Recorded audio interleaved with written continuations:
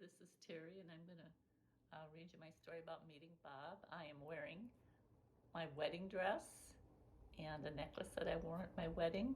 So I thought it'd be kind of fun to get into the mood. And in back of me is a woman that's getting married.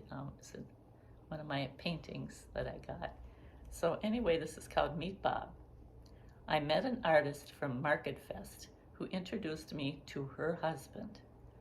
I asked her how she met such a great guy.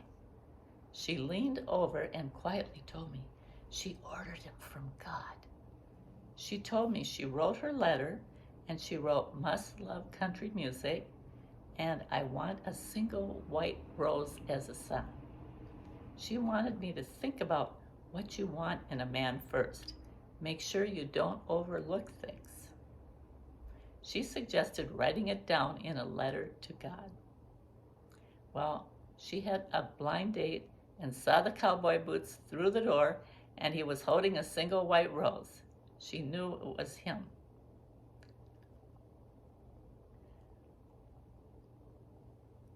It took 2 years for me to meet Bob. We had a near miss at the 9/11 ceremonies at Lake Harriet. It was raining hard. I planned to join others in a peace prayer out there. Amelia and Frank were on the stage, and I had a giant table umbrella I opened over me and my scooter. A man and his child were in the rain, so I offered to share my big umbrella. Bob was at that event. He doesn't remember a lady on a scooter. We weren't ready to meet, possibly. I think serendipity may be a grand design. I have seen spiritual forces and signs in my life. One can argue that my brain creates up these meanings, so much evidence in my life that I'm about 99% sure spiritual forces are guiding me. You have to open your eyes. Angels have appeared in my life. I call people that saved me from depression, hopelessness, and my survival mentality my angels. Okay, they are not spiritual beings, but I believe they appear in my life at dark moments and bring me up into the light. The day I met my true love was incredible timing. I was up that morning having my first cup of coffee, was looking at my flip phone that showed me events of the day. It was October 21st, 2004. They had a meeting with a federal judge downtown. He was concerned about Bush appointing political judges. He was a Reagan-appointed judge. Free lunch, it said. Well, that did it for me. I need to renew my license downtown nearby, too.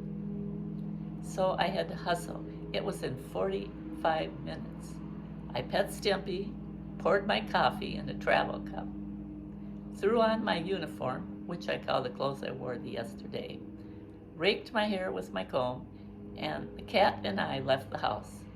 I jumped in my white giant Oldsmobile station wagon with bumper stickers in the back like Wellstone Lives. I find parking near the skyscraper building where the meeting takes place. I had a few minutes to spare. The lunch was a bag lunch with sandwich, chips, and an apple. Wasn't my favorite. The judge looked like a judge. Distinguished, gray, smart. He let us know that our democracy was in danger because bad judges were appointed to our courts for life that were politically bent. I knew this was critical because it balanced the legislative and the executive branches. Nowadays, with the third justice being nominated by Trump, our situation is dire as a citizen. Amy Coney Barrett may destroy women's rights to be in charge of her own body. Well, back to my love story. I took an elevator down from the 20th floor and went across the street to the government center downtown to renew my driver's license. I did not like the shifty-eyed look, and she let me take the picture again. This time I looked at the camera, not to the side where she told me to look. I left the building and put my scooter on the lift to go to work, and looked over and saw that the Kerry rally was happening at the Dome. My brain goes, maybe there's a cute t-shirt I could buy. I thought about dragging the scooter out again. No small feat. I did have time to go over there. Something told me to pull the scooter back out, put the chair back on. This was crazy. Something was moving me. I just got on the scooter and went over there and saw this guy with a notebook and a Carrie shirt. "Hi," he said to me. "Are you joining our rally?" "Oh, I am pressed for time. I am on my way to work. I am here to see if there are any small t-shirts. I am worried about this election and just came from a meeting a judge that is concerned about Bush appointing political judges. I noticed this guy for the first time. He had the most warm, kind brown eyes. He handed me his card and said he would love to get together with me for coffee sometimes and talk. I said, well, okay, I'll call you. I scooted away thinking, did I say I would call him? Me, Terry Mayer, that has never called a guy for a date? It has been years since I dated. I had to make a quick stop at a store on my way to work and announce to the few people that were there that I met a guy. I am calling for a date. I looked at his card and he was handsome to boot. I can't remember how my sales at the Guthrie were that night. I called him to meet me at my coffee shop near my house at the Second Moon on Saturday. I called my beautician Tammy at the Color Wheel to get my hair done. Luckily, she could fit me in. I had the works. The music at the Second Moon was old-timey bluegrass. Musicians from all over the city crowd in to the coffee shop and jam. Beautiful music fills the shop, and with new people coming in, it changes. I love jams. Bob arrives, and he likes bluegrass. It is easy to talk over. We talked nonstop for hours. We both had Irish roots.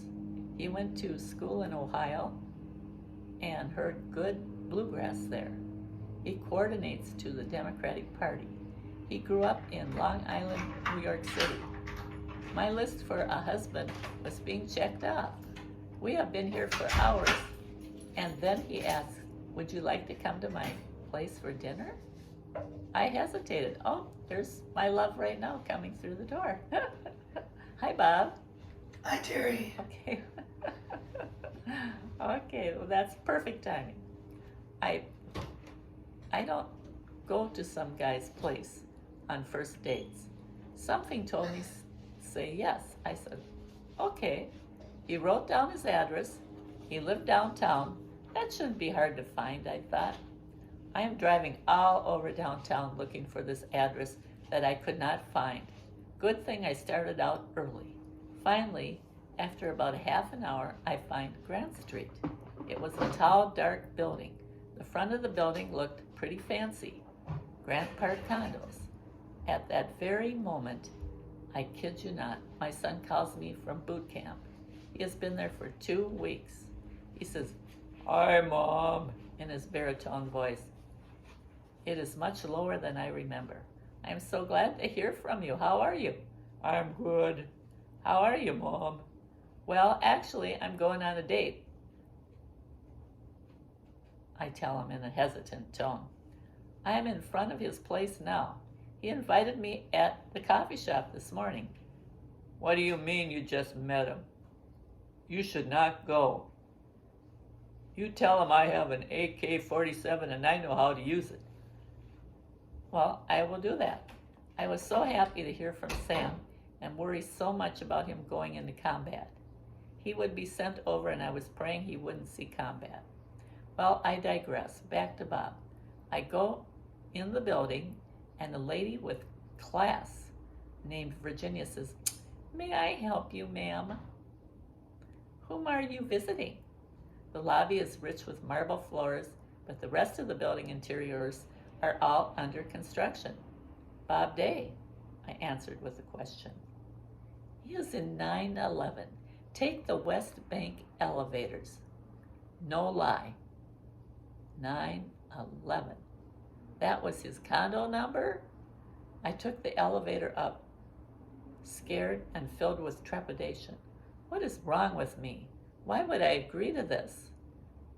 I knocked, and there was a bark, bark, bark. A cute little white Cairn Terrier was saying hello to me. He turned on the charm, realizing Bob may need some help, making me feel at home. His tail was wagging, and he came over to me. I felt much better. No bad guy could have such a sweet little dog. Bogey and I hit it off. His condo was unexpected. He had a corner unit with windows wrapped around the living room and the kitchen. It was quite nice. I guess he just moved in and had a bare look. Very modern. Totally opposite of my place.